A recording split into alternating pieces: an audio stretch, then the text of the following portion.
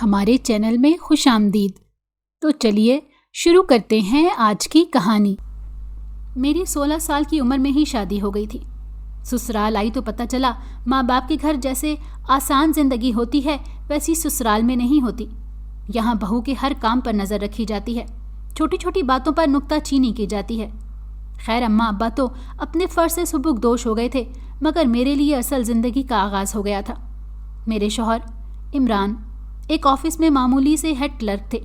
سسرال زیادہ بڑا نہیں تھا، ایک ساس تھی اور 3 شادی شدہ نندیں جو کہ ہر ہفتے میں کے حاضری لگوانا اپنا فرض سمجھتی تھیں۔ تینوں کے 4 5 بچے تھے جو کہ بہت ہی شیطان قسم کے بچے تھے۔ جس دن وہ اپنی اپنی فیملیوں سمیت آتی وہ دن میرے لیے مشکل ترین دن ہوتا۔ پورا دن ان کے لیے کھانے پکانے کے چکر میں میرا کچن میں گزرتا، ان کی خدمتیں بھی کرتی اور اوپر سے جلی کٹی بھی سنتی۔ کبھی کسی کام میں کیڑے نکالے جاتے اور کبھی کسی کام میں۔ کھاتی بھی جاتی اور ساتھ ساتھ اعتراضات بھی کرتی جاتی کہ سالن میں نمک زیادہ ہے، چاول کچے ہیں یا کھیر میں میٹھا کم ہے۔ اس کے علاوہ کہتی میکے میں یہی ٹھاٹ باٹ تھے جو یہاں سسرال آ کر مجھے ملے ہیں۔ ہمارے بھائی کی کمائی پر عیش کر رہی ہے یہ۔ وہ عرض کہ انہیں اس طرح کے طعنوں کو میں بڑے صبر اور حوصلے سے برداشت کرتی تھی۔ یہ سچ تھا کہ میرے میکے والے غریب تھے، مگر میرے ابا کم آمدنی میں بھی میرے لیے اچھا کھانے اور پہننے کو لاتے تھے۔ یہ لوگ بے شک میرے میکے کی نسبت مالی لحاظ سے تھوڑے بہتر تھے، مگر ایسے بھی کوئی لینڈ لارڈ نہیں تھے جو میں عیش کرتی۔ نندے تو خیر بھڑاس نکال کر چلی ہی جاتی، مگر ساس مستقل طور پر میرا جینا اجیرن کیے رکھتی تھی۔ شادی کے دوسرے مہینے ہی انہوں نے سنانا شروع کر دیا تھا کہ انہیں پوتا چاہیے۔ نندے بھی ماں کی ہمنوا تھیں۔ ان سب نے واضح طور پر مجھے کہہ دیا تھا کہ بیٹا ہی ہونا چاہیے، اور میں یہ سوچتی رہتی کہ بیٹا یا بیٹی تو خدا کی دین ہے، میرے اختیار میں تھوڑے ہی ہے۔ پھر کیوں اس قدر تنگ ذہن لوگ ہیں یہ؟ میری جس نن نے ماں کے ساتھ مل کر یہ بات کہی تھی اس کی اپنی 4 بیٹیاں اور 1 بیٹا تھا، جبکہ باقی دونوں نندوں کی بھی 1 بیٹی تھی۔ مگر میں ان کی بات سن کر چپ رہی، کچھ کہہ نہ سکی کہ اگر بیٹا بیٹی ہونا عورت کے اختیار میں ہے تو انہوں نے خود کیوں بیٹیاں پیدا کی؟ مزید تکلیف کی بات یہ تھی کہ میرے شوہر عمران بھی میرا ساتھ نہیں دیتے تھے۔ وہ مکمل ماں بہنوں کی ہاں میں ہاں ملاتے، ان کو سپورٹ کرتے تھے۔ انہوں نے بھی بیٹے کی ہی ڈیمانڈ کی تھی۔ پھر جب شادی کے چوتھے مہینے خوشخبری ملی تو ماں بہنوں اور بیٹے نے تو رٹ لگا لی کہ ہر صورت لڑکا ہی ہونا چاہیے، اگر لڑکی ہوئی تو میرے حق میں اچھا نہیں ہوگا۔ پورے 9 مہینے میں نے ان کی باتیں سن کر سخت پریشانی میں گزارے کہ خدا نہ خواستہ اگر میری بیٹی ہوئی تو یہ لوگ میرے ساتھ نہ جانے کیا کریں گے۔ میں جائے نماز پر بیٹھ کر گھنٹوں روتی رہتی اور اللہ سے دعائیں مانگتی رہتی کہ مجھے بیٹا ہی دینا، مگر پھر میری 1000 دعاؤں کے باوجود بھی خدا نے مجھے بیٹی کی نعمت سے نوازا۔ میری ساس اور نندوں کے منہ بن گئے۔ میرے شوہر عمران کا موڈ بھی سخت آف ہو گیا تھا۔ مجھے ہاسپٹل تو وہ لائے تھے، مگر بیٹی کا سنتے ہی وہ سب ہاسپٹل سے چلے گئے تھے۔ میں خود اکیلی ہی گھر گئی تھی۔ وہاں جا کر مجھے ان کی بہت گالیاں کوسنے سننے پڑے تھے۔ یہ شکر تھا کہ انہوں نے مجھے گھر میں آنے دیا تھا، ورنہ میں تو ڈر ہی رہی تھی کہ کہیں گھر سے ہی نہ نکال دیں، کیونکہ میکے کا بھی حال صحیح نہیں تھا۔ کچھ دن پہلے ابا کا انتقال ہو چکا تھا اور اماں خود بڑی مشکل سے محلے والوں کی تھوڑی بہت مدد پر گزارا کر رہی تھی۔ ایسے میں وہ میرا اور میری بیٹی کا بوجھ کیسے برداشت کرتی؟ میری ساس نے پوتی کا چہرہ دیکھنا گوارا نہ کیا، جبکہ عمران نے 1 ہفتے بعد بیٹی کو دیکھا اور گود میں لیا تھا۔ ماں کی نسبت اس کے دل میں تھوڑا سا خوف خدا تھا شاید۔ پہلی بیٹی کے بعد 3 سال تک کوئی اولاد نہ ہو سکی۔ اس دوران میری زندگی بہت مشکل حالات سے گزری۔ میری ساس بیمار ہو کر چارپائی پر پڑ گئیں، مگر زبان سے میرا جینا اجیرن کیے رکھا۔ شوہر پر ذمہ داری بڑھی تو وہ بھی حد سے زیادہ غصیلا اور چڑچڑا ہو گیا۔ ماں بیٹے دونوں کا غصہ مجھ پر نکلتا۔ نندے جب آتیں تو وہ بھی اپنے طریقوں سے پریشان کرتیں۔ خیر 3 سال بعد مجھے ایک بار پھر ماں بننے کی خوشخبری ملی، مگر اس بار میں زیادہ پریشان نہیں تھی، کیونکہ ایک تو عمران نے اب کی بار بیٹے کا مطالبہ نہیں کیا اور خاموش رہے، دوسرا ساس میرے دوسری بار ماں بننے سے پہلے ہی چل بسی تھی۔ باقی نندے بولتی تو رہتی تھیں، مگر ان کا اب اتنا ڈر نہیں تھا مجھے۔ دوسری بار بھی اللہ نے بیٹی ہی دی، مگر اس بار پہلے کی طرح سخت ری ایکشن دیکھنے کو نہیں ملا۔ نندیں چند باتیں سنا کر اپنے اپنے گھر چلی گئیں اور عمران کا موڈ تھوڑا سا آف تو ہوا، مگر پھر ٹھیک ہو گیا۔ 2 بیٹیوں کے بعد تیسری بار جب امید سے ہوئی تو خدا سے گڑ گڑا کر دعا مانگی کہ اس بار بیٹا دے دے، مگر اس کی کرنی ایسی ہوئی کہ 2 کے بعد 3، پھر 4 اور یکے بعد دیگرے 7 بیٹیاں ہو گئیں۔ 7 بیٹیوں کے بعد تو عمران اتنا ظالم بن گیا تھا کہ مجھ پر اور میری بیٹیوں پر جتنا ہو سکتا تھا ظلم کے پہاڑ توڑتا۔ 2 بار مجھ پر سوتنے بھی لایا، مگر خدا کی کرنی ایسی ہوئی کہ دونوں کی ہی اولاد نہ ہو سکی اور دونوں ہی اسے چھوڑ کر بھاگ گئیں، کیونکہ وہ تب تک ساتھ رہیں جب تک وہ ساری کمائی ان پر لوٹاتا رہا۔ 2 عورتوں سے دھوکہ کھانے کے بعد وہ بہت شکی مزاج اور تنگ نظر بن چکا تھا۔ میری بڑی بیٹی 15ویں سال میں لگ چکی تھی اور سب سے چھوٹی 5 سال کی تھی۔ عمران اٹھتے بیٹھتے مجھے بیٹا پیدا نہ کرنے اور بیٹیوں کا ڈھیر لگانے کے تانے دیتا رہتا تھا۔ ذرا ذرا سی بات پر ہم ماں بیٹیوں کو پیٹ ڈالتا تھا۔ محلے میں سب لوگ ہمارے حال سے واقف تھے کہ بیٹیاں پیدا کر کے میں اپنے شوہر کے ہاتھوں کس قدر ذلیل و خوار ہو رہی ہوں۔ میری ایک ہمسائی ایک دن میرے پاس آئی۔ باتوں باتوں میں اس نے مجھے کہا کہ وہ ایک ایسے پیر کو جانتی ہے جس کے دم درود سے اولاد نرینہ ہی ہوتی ہے۔ اس نے کہا کہ ایک عورت کا 5 بیٹیوں کے بعد اسی کے دم کرنے سے بیٹا ہوا، اور ایک اور عورت کو 6 بیٹیوں کے بعد۔ غرض کے چند اس طرح کی مثالیں بتا کر اس نے میرے دماغ میں یہ بات ڈال دی کہ مجھے بھی اس کے پاس ہی جانا چاہیے۔ کچھ سوچ و بچار کے بعد میں تیار ہو گئی اور ہمسائی سے کہا مجھے اس کے پاس لے چلو، مگر عمران کو کسی صورت اس بات کا پتہ نہ چلنا چاہیے، کیونکہ اس کا پیروں فقیروں پر بالکل یقین نہیں تھا۔ اگر اسے بتاتی تو وہ میرا حشر بگاڑ دیتا۔ ہمسائی نے فوراً حامی بھر لی۔ میں ایک سلائی کڑھائی سینٹر سے اجرت پر چادریں لاتی، جن پر میں اور میری بڑی بیٹی کڑھائی کرتی ہوں اور اس کے بعد کچھ پیسے مل جاتے۔ اس کام کی بھی بہت ساری منتوں کے بعد ہمیں اجازت ملی تھی۔ خیر ایک دن میں بیٹی کو لیے سینٹر کا بہانہ بنا کر گھر سے نکلی۔ ہمسائی ساتھ تھی۔ وہ ہمیں اس پیر کے آستانے پر لے آئی تھی۔ وہ پیر ایک چھوٹے سے کمرے میں بیٹھا تھا۔ جس بھی عورت کا مسئلہ ہوتا وہ اکیلے اندر جاتی۔ عورتوں کا کافی رش لگا ہوا تھا۔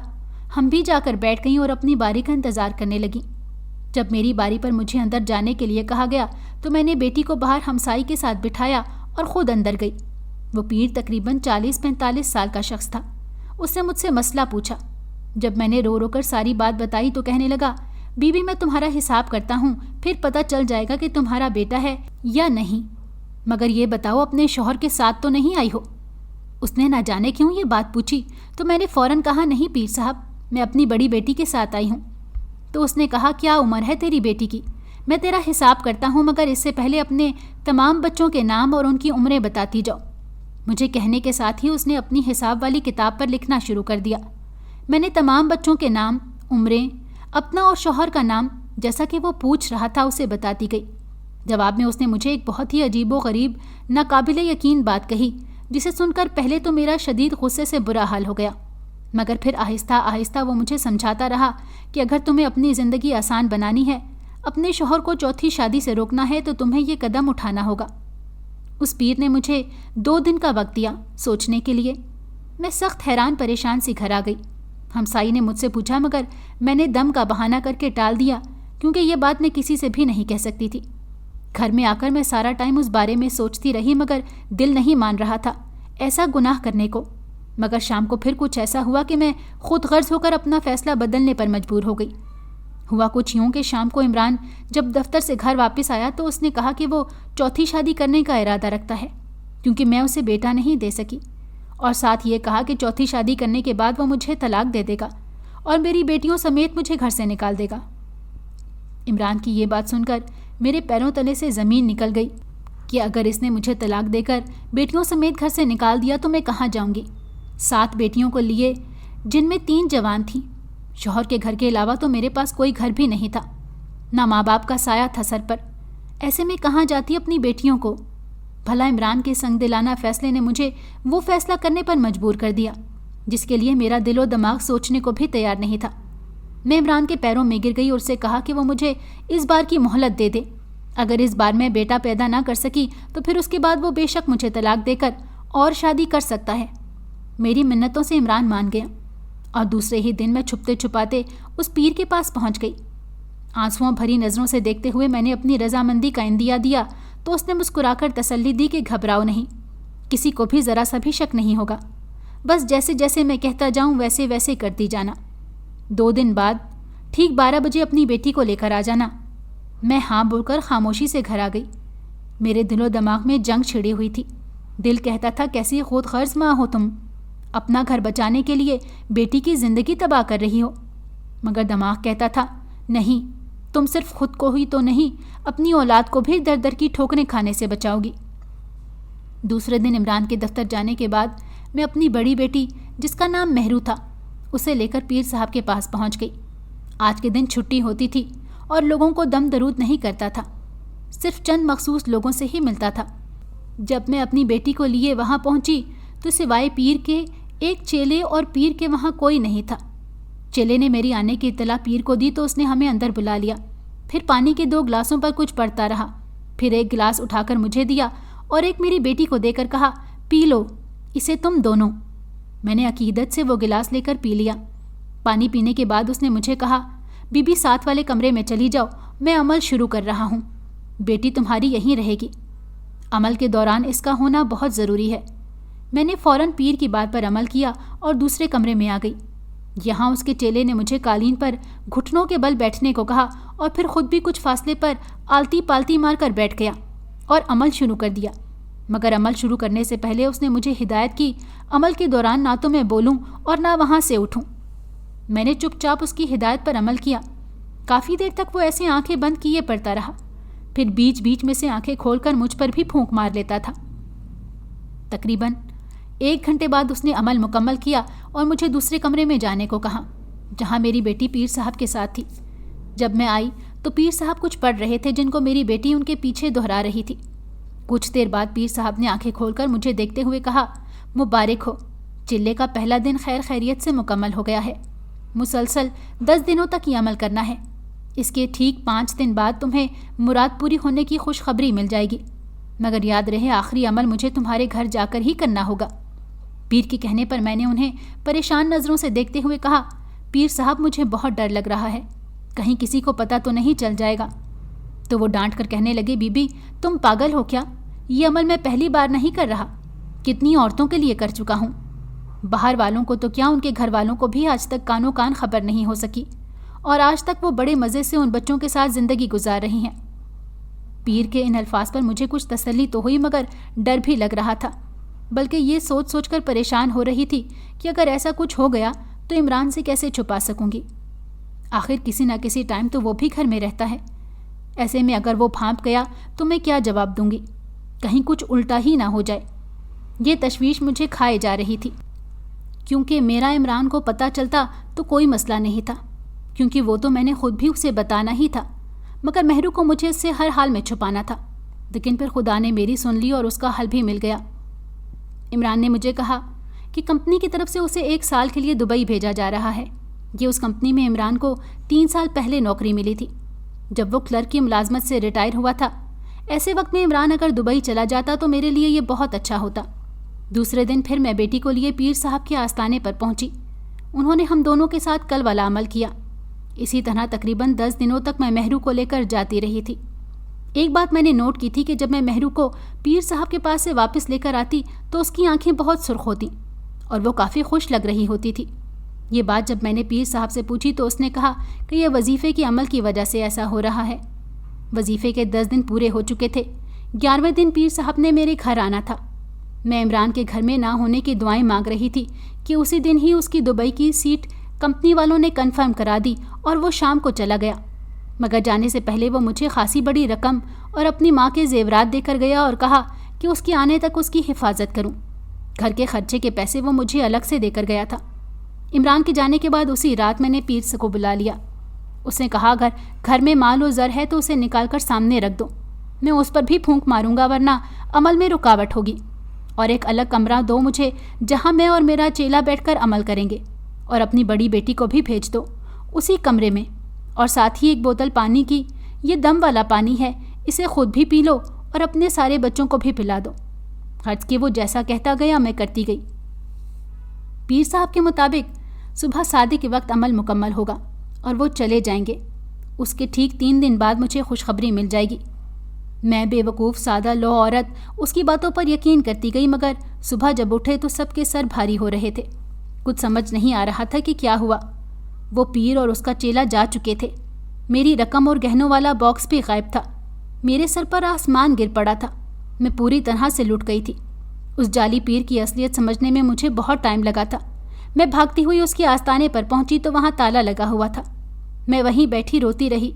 واپس گھر آئی تو ہمسائی کا خیال آیا تو سوچا اسے جا کر معلوم کروں، شاید اسے پتا ہو کہ یہ پیر کہاں گیا ہے.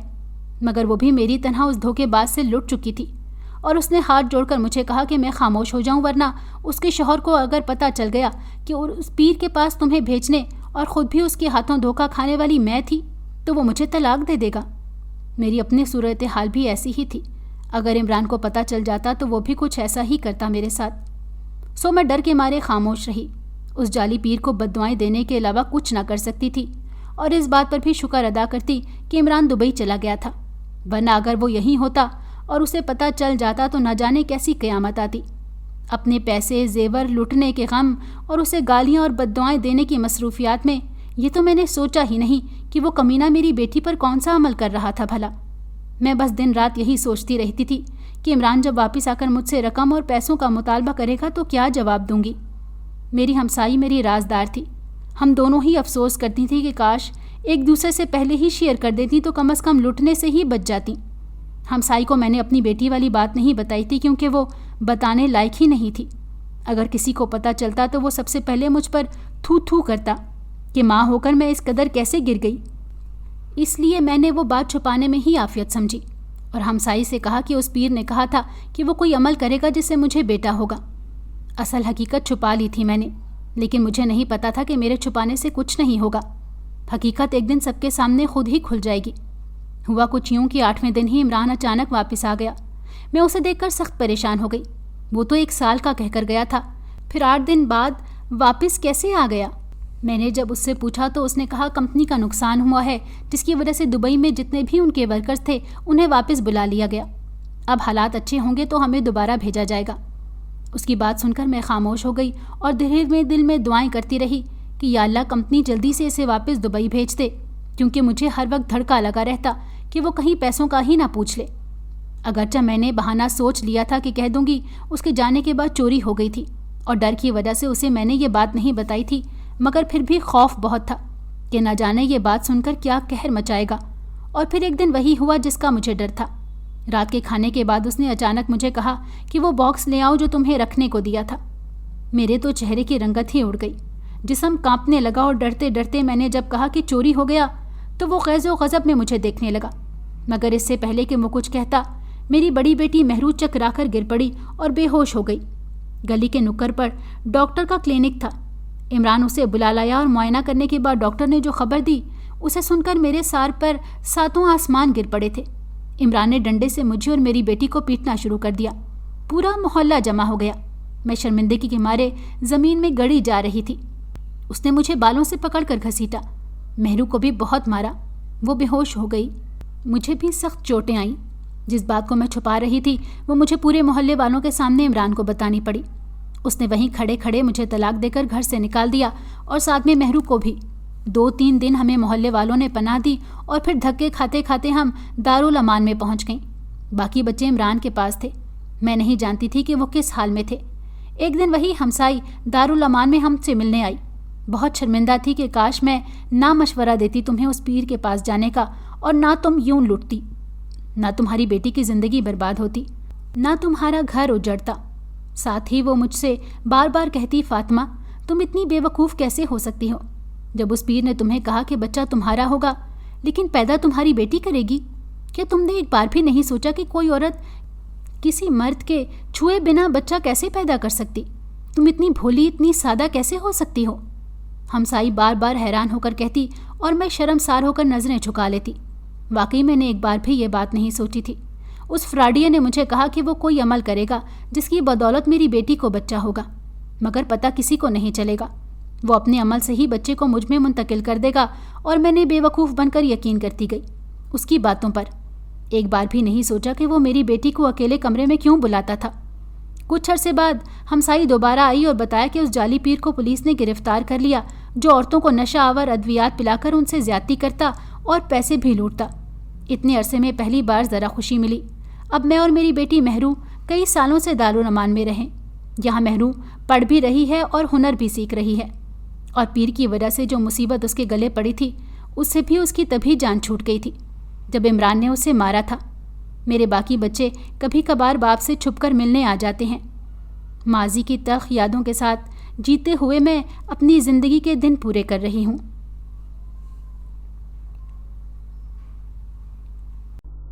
اگر آپ کو ہماری کہانی پسند آئی ہو تو ہمارے چینل کو لائک کریں اور سبسکرائب کر دیں۔ بیل نوٹیفیکیشن کو بھی آن کر دیں تاکہ ہماری آنے والی ہر مزیدار کہانی آپ کو وقت پر ملتی رہے۔